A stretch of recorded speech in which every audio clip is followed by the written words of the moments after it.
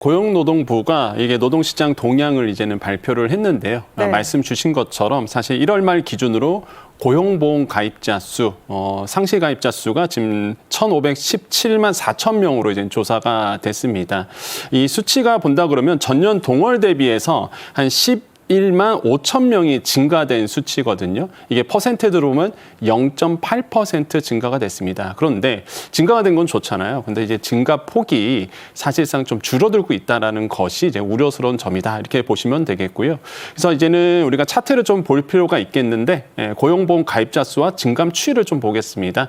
쭉 보시면은 이제 고용보험 가입자 수는 증가되고 있는 거를 이제 볼 수는 있어요. 근데 이제 증가 폭이 차트에 보다시피 이게 11만 5천 명 증가돼서 증가폭이 다른 역대 1월보다 좀 둔화되는 것을 우리가 확인할 수 있습니다. 그래서 이러한 것들이 이제 통계로 잡혔다 이렇게 보시면 되겠고요.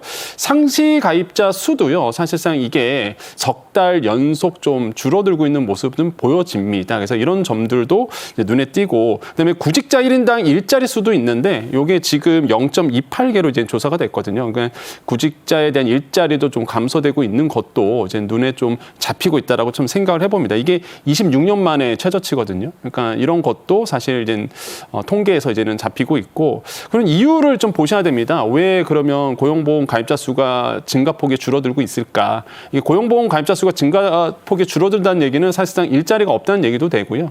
또한 이제는 일자리를 못 구했다는 얘기도 되겠죠. 그럼 이제 첫 번째 이유를 본다 그러면 아무래도 1월 명절이 있었습니다. 아시겠지만 명절 길었고요.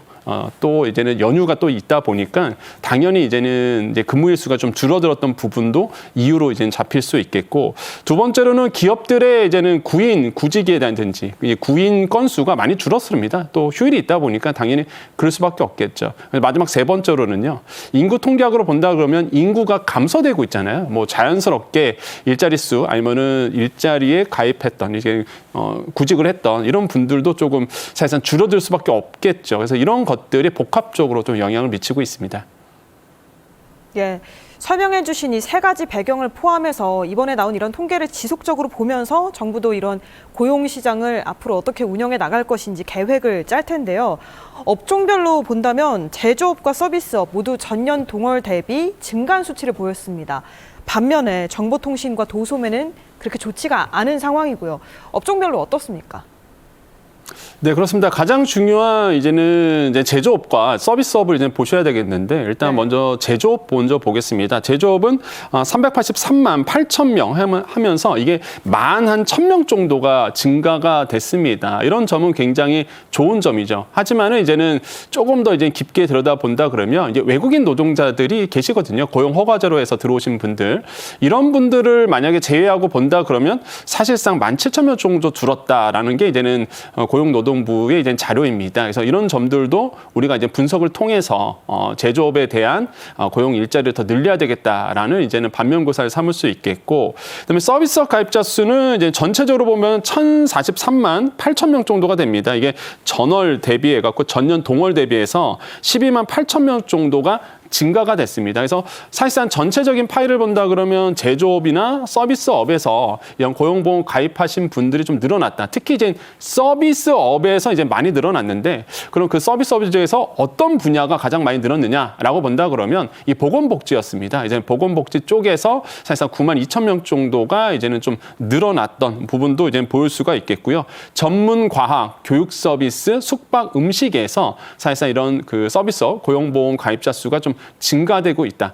반면에 정보통신이라든지 도소매 쪽에서 이제 많이 좀 빠졌던 부분이 있습니다. 이런 것들은 이제 감소세가 보여주고 있어서 우리 사회에 사실상 보건복지 쪽에서 일자리가 많이 늘어나고 있다는 것을 이제는 우리가 확인할 수 있었습니다. 네, 이런 상황 속에서 정부도 일자리 조기 채용에 직접 나서기도 했는데요. 이런 효과는 정책의 효과 같은 경우에는 2월 지표에는 반영이 될까요? 예, 그렇습니다. 이제 2월 지표에는 반영이 될 것으로 보고 있습니다. 사실 1월 지표 같은 경우에는 정부가 직접 일자리를 많이 만들어내겠다라고 해서 사실상 새해 비전에서 밝혔던 부분이 있고 상반기에 예산을 집행을 해서 일자리, 특히 이제 노인 일자리 중심으로 많이 만들겠다라고 발표를 했었죠.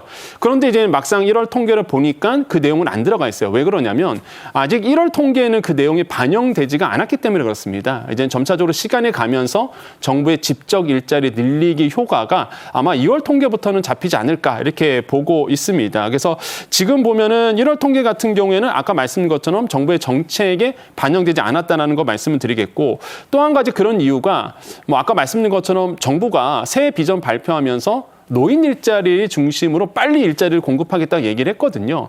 근데 아시겠지만 노인 일자리는 대부분 65세가 넘어가십니다. 이거 우리가 봤던 통계는 고용보험이잖아요. 고용보험은 65세 이상은 가입이 안 됩니다. 그렇기 때문에 약간 미스가 날 수밖에 없는 거죠. 통계에서 본다 그러면.